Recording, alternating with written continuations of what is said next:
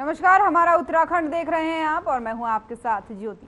प्रदेश के मुख्यमंत्री की घोषणा के बाद और काबीना मंत्री के प्रयास से गारलोगंज में शीतला देवी मंदिर मार्ग का संयुक्त निरीक्षण किए जाने से स्थानीय लोगों की उम्मीद जगी है कि आने वाले समय में सड़क का निर्माण हो जाएगा।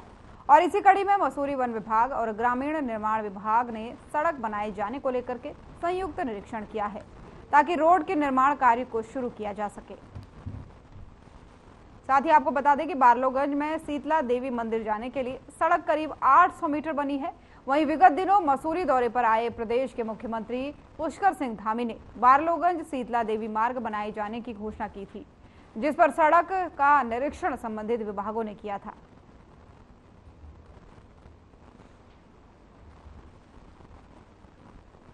मसूरी से खबर आपको बता रहे हैं, जहां सीएम की घोषणा के बाद से सड़क अब बनेगी। शीतला देवी मंदिर जाने तक के लिए सड़क बनेगी। 800 मीटर लंबा इसका निर्माण होना है, जिसके बाद से अब इसके निर्माण कार्य में तेजी लाई जाएगी। इस सड़क का निरीक्षण कराया गया है। सीएम की घोषणा के बाद से ये सड़क बनने वाली है और निरीक्षण के बाद से अब उम्मीद जताई जा रही है कि जो इसका निर्माण कार्य है, मंदिर के मार्ग का जो निर्माण कार्य है, वो जल्द शुरू होगा।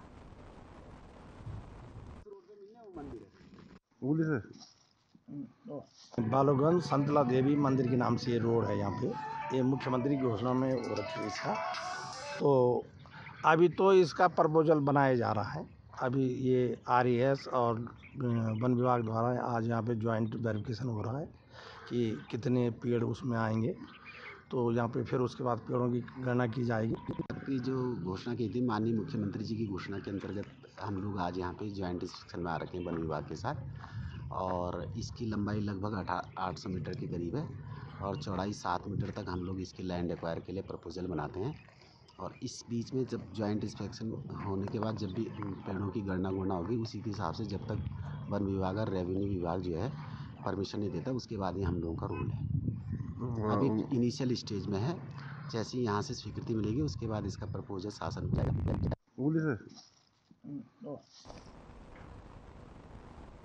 और वहीं 3 राज्यों में हुई कांग्रेस की हार पर उत्तराखंड पीसीसी चीफ करण माहरा की प्रतिक्रिया सामने आई है। हार के लिए उन्होंने सीधे तौर पर ईवीएम को जिम्मेदार तो नहीं ठहराया, लेकिन संदेह खड़ा किया है। उन्होंने कहा है कि एक राज्य में मुख्यमंत्री और प्रदेश अध्यक्ष हार जाता है और सीधे बीजेपी की सरकार बन जाती है। दूसरे राज्य में उप मुख्यमंत्री हार जाता है और बीजेपी की सरकार बन जाती है। इससे स्पष्ट होता है कि कुछ न कुछ गड़बड़ी जरूर है, क्योंकि छोटे छोटे राज्य किसी और को दिए जाते हैं, जबकि बड़े राज्य अपने कब्जे में बीजेपी रखती है। हालांकि उन्होंने ये भी माना है कि कांग्रेस को और ज्यादा मेहनत करने की जरूरत है। वहीं उन्होंने कहा कि वो कांग्रेस के वोट परसेंटेज को देखकर मैं इसलिए उत्साहित हूं क्योंकि चारों राज्यों में 4 करोड़ 91 लाख वोट कांग्रेस को पड़े हैं, जबकि इन चारों राज्यों में 4 करोड़ 81 लाख के आसपास बीजेपी को वोट पड़े हैं। कुल मिलाकर के 10 लाख मत कांग्रेस को अभी भी अधिक मिले हैं। करण माहरा ने कहा है कि कुल मिलाकर देखा जाए तो मुद्दे हारे हैं और खैरात जीती है।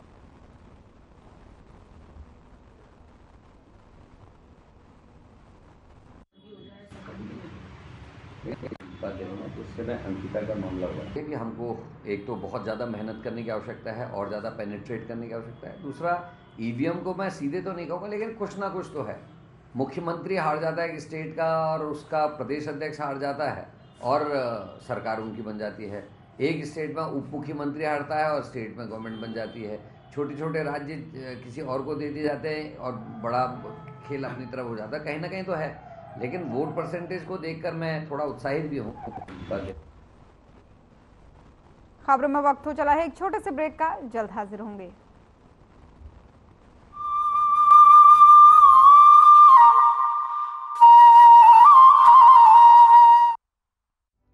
शताब्दी का ये तीसरा दशक, ये उत्तराखंड का दशक है। मेरे शब्द लिख के रखिए। देवभूमि उत्तराखंड भारत की आध्यात्मिक, धार्मिक, सांस्कृतिक और ऐतिहासिक धरोहरों का केंद्र है, जिसे प्रधानमंत्री नरेंद्र मोदी जी के मार्गदर्शन और मुख्यमंत्री पुष्कर सिंह धामी जी के नेतृत्व ने आर्थिक शक्ति के रूप में परिवर्तित करने का संकल्प लिया है। देश की राजधानी दिल्ली के पास होने की वजह से उत्तराखंड निवेशकों के लिए एक पसंदीदा डेस्टिनेशन के रूप में उभरा है। निवेश की असीमित संभावनाओं को साथ लिए 30 से अधिक इन्वेस्टर फ्रेंडली नीतियां, सिंगल विंडो सिस्टम, सस्ती बिजली, यहाँ की स्किल्ड मैन पावर और बेहतर कानून व्यवस्था दुनिया भर के निवेशकों को आकर्षित करने के लिए तैयार है। उत्तराखंड को समृद्ध और सर्वोत्तम बनाने के लिए सरकार द्वारा 8 और 9 दिसंबर 2023 को हो रही ग्लोबल इन्वेस्टर समिट के माध्यम से industry, tourism, power, education, AYUSH and wellness, health care, logistics, agriculture and horticulture, IT startups, civil aviation, infrastructure और हाउसिंग जैसे क्षेत्रों में 2.5 लाख करोड़ रुपए के निवेश का लक्ष्य रखा गया है। ये निवेशक शिखर सम्मेलन दुनिया भर के व्यावसायिक प्रतिनिधिमंडलों, कारपोरेट लीडर्स, शिक्षाविदों और गवर्नमेंट लीडरशिप के लिए एक विशाल मंच है, जहां से उत्तराखंड राज्य में सही, सार्थक और महत्वपूर्ण निवेश होंगे। ग्लोबल इन्वेस्टर समिट अपने निवेशकों के लिए बिजनेस टू बिजनेस और गवर्नमेंट टू बिजनेस बैठकों की भी मेजबानी कर रहा है। भारत में उत्तराखंड राज्य वैश्विक स्तर पर अपार संभावनाओं के लिए अपने निवेशकों का स्वागत करने के लिए तत्पर है। ये नए भारत का नया उत्तराखंड है, जिसने विकास और समृद्धि का रास्ता चुना है। Destination Uttarakhand global investor summit 2023, peace to prosperity.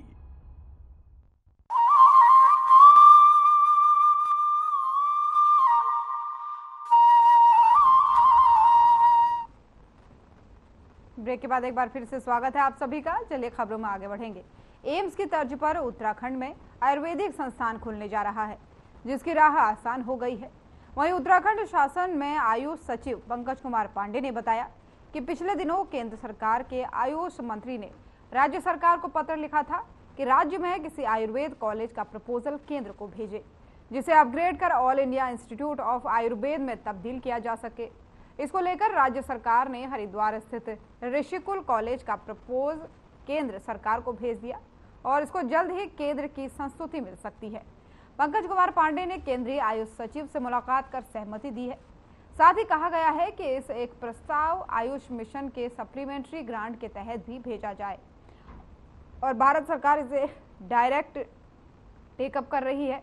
इसके अनुरूप दोनों में से किसी एक तरह का फंड मिल जाएगा किसी में, और इसे ये साफ हो जाएगा कि हरिद्वार का ऋषिकुल कॉलेज अब जल्द ही All India Institute of Ayurveda में तब्दील होने जा रहा है। और थानों वाले रोड से वापस आया फिर मैं। सरकार ने जैसा all India Institute of Ayurveda अलग अलग जगहों पे 2-3 जगहों पे खोला है उन्होंने, एक दिल्ली में है, गोवा में है, उसी के तर्ज पे हम लोगों ने रिक्वेस्ट की थी। माननीय मुख्यमंत्री जी ने स्वयं प्रधानमंत्री जी से भी रिक्वेस्ट की थी कि हमारे स्टेट को भी दिया जाए। तो उसके क्रम में जो भारत सरकार के मंत्री हैं, आयुष मंत्री हैं, उन्होंने एक पत्र लिख के ये कहा था कि आप अपने किसी एक संस्थान को अपग्रेड करने के लिए हमें प्रपोजल दीजिए, तो उसको हम कन्वर्ट कर लेंगे all India Institute of Ayurveda में। गया और थानों वाले रोड से वापस आया फिर मैं। और वहीं उत्तराखंड में मौसम ने अचानक करवट बदली है। पहाड़ की चोटियों से लेकर के मैदानी इलाकों तक कड़ाके की ठंड पड़ने लगी है। वहीं बर्फबारी के साथ साथ बादलों और बारिश से तापमान में लगातार गिरावट दर्ज की जा रही है। हल्की बूंदाबांदी के बाद सर्द हवाओं के साथ ठिठुरन भी बढ़ गई है। वहीं अब बर्फबारी से बर्फ की सफेद चादर बिछ गई है। खासकर पर्वतीय क्षेत्रों में हल्की वर्षा और हिमपात हो सकता है, जबकि हरिद्वार और उधम सिंह नगर समेत आसपास के मैदानी क्षेत्रों में कोहरा छा सकता है। वहीं विक्रम सिंह ने बताया कि प्रदेश में आज भी मौसम का मिजाज बदला हुआ रह सकता है। वहीं पर्वतीय क्षेत्रों में आंशिक बादल छाए रहने के साथ ही हल्की वर्षा और बर्फबारी के आसार भी बताए। हालांकि ज्यादातर मैदानी क्षेत्रों में मौसम शुष्क रहने के लेकर आंशिक बादल छाए रह सकते हैं।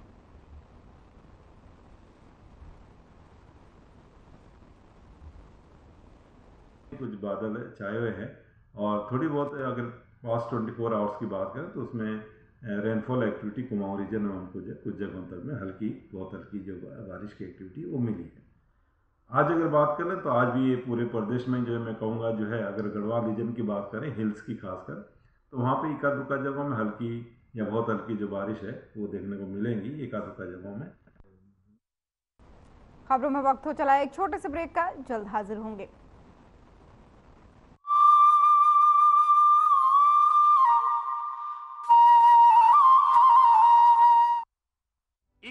शताब्दी का तीसरा दशक ये उत्तराखंड का दशक है, मेरे शब्द लिख के रखिए।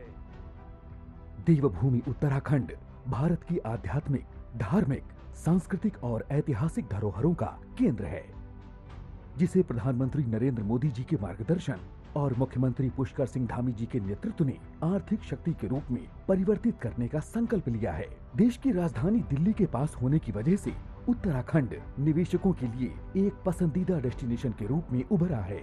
निवेश की असीमित संभावनाओं को साथ लिए 30 से अधिक इन्वेस्टर फ्रेंडली नीतियां, सिंगल विंडो सिस्टम, सस्ती बिजली, यहाँ की स्किल्ड मैन पावर और बेहतर कानून व्यवस्था दुनिया भर के निवेशकों को आकर्षित करने के लिए तैयार है। उत्तराखंड को समृद्ध और सर्वोत्तम बनाने के लिए सरकार द्वारा 8 और 9 दिसंबर 2023 को हो रही ग्लोबल इन्वेस्टर समिट के माध्यम से industry, tourism, power, education, AYUSH and wellness, health care, logistics, agriculture and horticulture, IT startups, civil aviation, infrastructure और हाउसिंग जैसे क्षेत्रों में 2.5 लाख करोड़ रुपए के निवेश का लक्ष्य रखा गया है। ये निवेशक शिखर सम्मेलन दुनिया भर के व्यावसायिक प्रतिनिधिमंडलों, कारपोरेट लीडर्स, शिक्षाविदों और गवर्नमेंट लीडरशिप के लिए एक विशाल मंच है, जहां से उत्तराखंड राज्य में सही, सार्थक और महत्वपूर्ण निवेश होंगे। ग्लोबल इन्वेस्टर समिट अपने निवेशकों के लिए बिजनेस टू बिजनेस और गवर्नमेंट टू बिजनेस बैठकों की भी मेजबानी कर रहा है। भारत में उत्तराखंड राज्य वैश्विक स्तर पर अपार संभावनाओं के लिए अपने निवेशकों का स्वागत करने के लिए तत्पर है। ये नए भारत का नया उत्तराखंड है, जिसने विकास और समृद्धि का रास्ता चुना है। Destination Uttarakhand global investor summit 2023, peace to prosperity.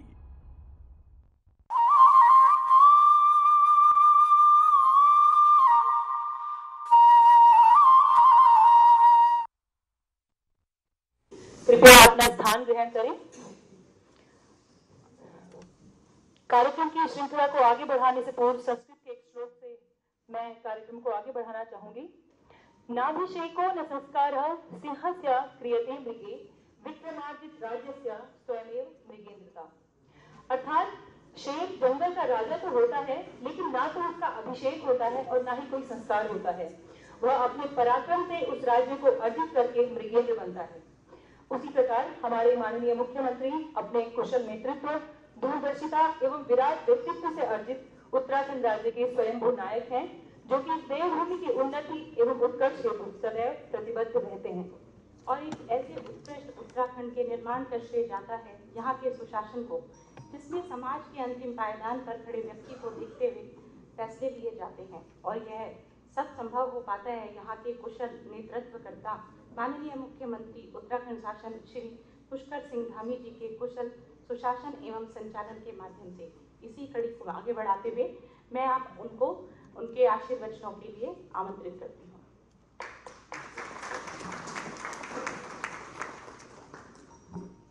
Destination Uttarakhand energy conclave में हमारे ऊर्जा सचिव श्री आर मीनाक्षी सुंदरम,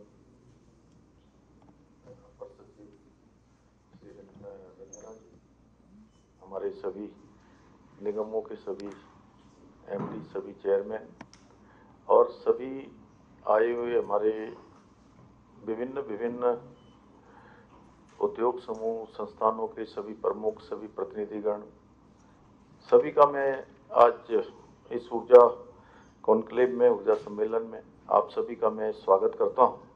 आप सबका मैं अभिनंदन करता हूं कि आप सब लोग पधारे और आप सब लोगों ने यहाँ पर अपनी भविष्य की जो योजनाएं हैं उनके लिए यहाँ पर करार भी किए हैं। उसके लिए भी मैं आपको शुभकामनाएं देता हूँ। और एक बड़ा करार यहाँ पर कितने का लगभग हो गया था, 40,000 करोड़ रुपए का जो करार हुआ है, एक बड़ी राशि है और बड़ी संभावनाएं हैं। देखिए 8 और 9 दिसंबर को इन्वेस्टमेंट समिट यहाँ पर आयोजित हो रही है और उसके उद्घाटन समारोह में माननीय प्रधानमंत्री जी हम सब के बीच में रहने वाले हैं। वह भी एक हम सब लोगों के लिए प्रेरणादायी और आगे के लिए ऊर्जा और काम करने के लिए हम सबका मार्गदर्शन भी उनके माध्यम से लगातार होता रहा है।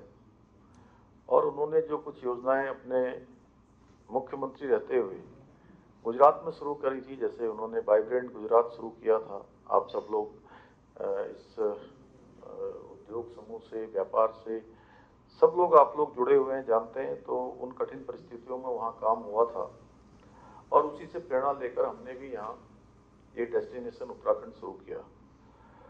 और ऊर्जा के क्षेत्र में चूँकि मैं शुरू से मानता हूँ कि हमारे राज्य के अंदर ऊर्जा के सेक्टर में बहुत अपार संभावनाएं हैं। उत्तराखंड राज्य में असीमित संभावनाएं हैं और जितना काम किया जाए उतना कम है।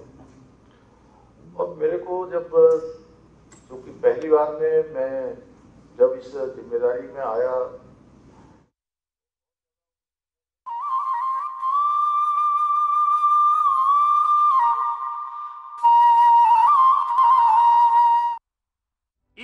शताब्दी का ये तीसरा दशक, ये उत्तराखंड का दशक है। मेरे शब्द लिख के रखिए।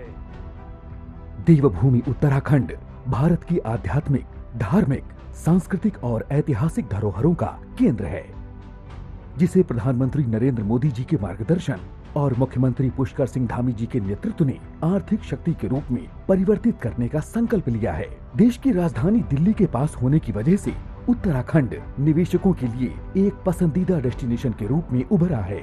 निवेश की असीमित संभावनाओं को साथ लिए 30 से अधिक इन्वेस्टर फ्रेंडली नीतियां, सिंगल विंडो सिस्टम, सस्ती बिजली, यहाँ की स्किल्ड मैन पावर और बेहतर कानून व्यवस्था दुनिया भर के निवेशकों को आकर्षित करने के लिए तैयार है। उत्तराखंड को समृद्ध और सर्वोत्तम बनाने के लिए सरकार द्वारा 8 और 9 दिसंबर 2023 को हो रही ग्लोबल इन्वेस्टर समिट के माध्यम से industry, tourism, power, education, AYUSH and wellness, health care, logistics, agriculture and horticulture, IT startups, civil aviation, infrastructure और हाउसिंग जैसे क्षेत्रों में 2.5 लाख करोड़ रुपए के निवेश का लक्ष्य रखा गया है। ये निवेशक शिखर सम्मेलन दुनिया भर के व्यावसायिक प्रतिनिधिमंडलों, कारपोरेट लीडर्स, शिक्षाविदों और गवर्नमेंट लीडरशिप के लिए एक विशाल मंच है, जहां से उत्तराखंड राज्य में सही, सार्थक और महत्वपूर्ण निवेश होंगे। ग्लोबल इन्वेस्टर समिट अपने निवेशकों के लिए बिजनेस टू बिजनेस और गवर्नमेंट टू बिजनेस बैठकों की भी मेजबानी कर रहा है। भारत में उत्तराखंड राज्य वैश्विक स्तर पर अपार संभावनाओं के लिए अपने निवेशकों का स्वागत करने के लिए तत्पर है। ये नए भारत का नया उत्तराखंड है, जिसने विकास और समृद्धि का रास्ता चुना है। Destination Uttarakhand global investor summit 2023, peace to prosperity.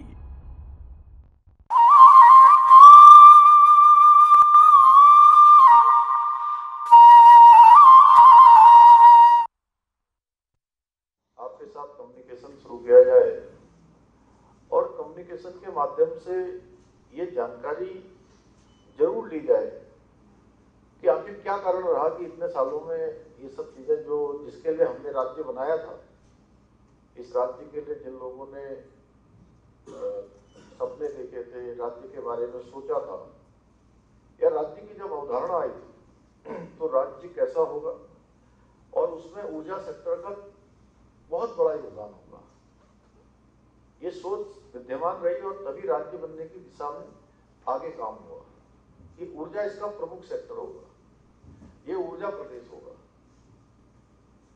जब उसमें बहुत तेजी से हम नहीं बढ़ पाए तो हमने ये संवाद की प्रक्रिया को चलाया और उसमें से उद्योग समूह के लोगों ने, क्योंकि इसमें मैं देख रहा हूँ कि बहुत सारे चेहरे ऐसे हैं, देवी जी हमारे कई लोग यहाँ पर आए हुए हैं, काशी विश्वनाथ वाले हैं, अन्य हैं, आप सब लोगों में से भी बहुत सारे लोग जो ऊर्जा सेक्टर में भी काम कर रहे हैं अब, या जिन्होंने काम करने के बारे में सोचा है, लेकिन वो लोग पहले से भी इंडस्ट्री के सेक्टर में भी काम करते हैं। तो उसमें जब हमारे सामने जब बातें आई और बहुत सारे उन्होंने अपने अपने जो काम होने थे या जो कुछ कठिनाइयाँ थी या कुछ समस्याएं भी थी जिनको सरकार आसानी से हल कर सकती थी, वो जैसे ही हमारे पास आई हमने उन सब पर काम किया। और मैं आपको बताऊं कि अगर उन्होंने 100 बातें लिखकर दी होंगी तो हमने उसमें से 99 पर काम किया, 99 पर काम किया, क्योंकि सभी कुछ पूर्ण हो जाए ये तो होता नहीं।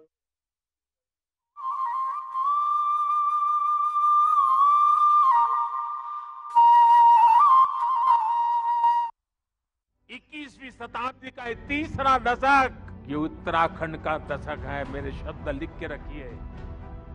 देवभूमि उत्तराखंड भारत की आध्यात्मिक, धार्मिक, सांस्कृतिक और ऐतिहासिक धरोहरों का केंद्र है, जिसे प्रधानमंत्री नरेंद्र मोदी जी के मार्गदर्शन और मुख्यमंत्री पुष्कर सिंह धामी जी के नेतृत्व ने आर्थिक शक्ति के रूप में परिवर्तित करने का संकल्प लिया है। देश की राजधानी दिल्ली के पास होने की वजह से उत्तराखंड निवेशकों के लिए एक पसंदीदा डेस्टिनेशन के रूप में उभरा है। निवेश की असीमित संभावनाओं को साथ लिए 30 से अधिक इन्वेस्टर फ्रेंडली नीतियां, सिंगल विंडो सिस्टम, सस्ती बिजली, यहाँ की स्किल्ड मैन पावर और बेहतर कानून व्यवस्था दुनिया भर के निवेशकों को आकर्षित करने के लिए तैयार है। उत्तराखंड को समृद्ध और सर्वोत्तम बनाने के लिए सरकार द्वारा 8 और 9 दिसंबर 2023 को हो रही ग्लोबल इन्वेस्टर समिट के माध्यम से industry, tourism, power, education, AYUSH and wellness, health care, logistics, agriculture and horticulture, IT startups, civil aviation, infrastructure और हाउसिंग जैसे क्षेत्रों में 2.5 लाख करोड़ रुपए के निवेश का लक्ष्य रखा गया है। ये निवेशक शिखर सम्मेलन दुनिया भर के व्यावसायिक प्रतिनिधिमंडलों, कारपोरेट लीडर्स, शिक्षाविदों और गवर्नमेंट लीडरशिप के लिए एक विशाल मंच है, जहां से उत्तराखंड राज्य में सही, सार्थक और महत्वपूर्ण निवेश होंगे। ग्लोबल इन्वेस्टर समिट अपने निवेशकों के लिए बिजनेस टू बिजनेस और गवर्नमेंट टू बिजनेस बैठकों की भी मेजबानी कर रहा है। भारत में उत्तराखंड राज्य वैश्विक स्तर पर अपार संभावनाओं के लिए अपने निवेशकों का स्वागत करने के लिए तत्पर है। ये नए भारत का नया उत्तराखंड है, जिसने विकास और समृद्धि का रास्ता चुना है। Destination Uttarakhand global investor summit 2023, peace to prosperity.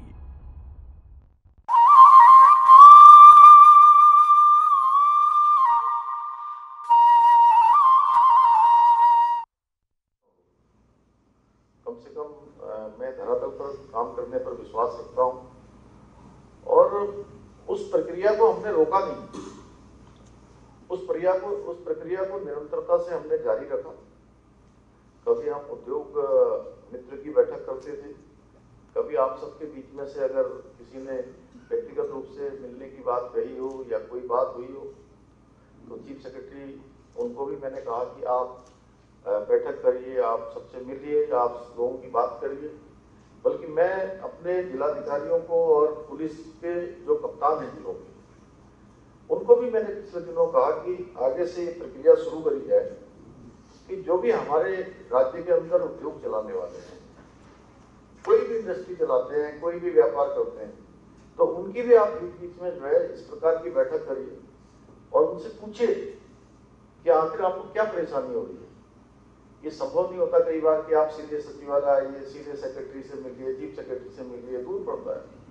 लेकिन हमने कहा कि हम अपनी तरफ से शुरुआत करेंगे, संवाद करेंगे।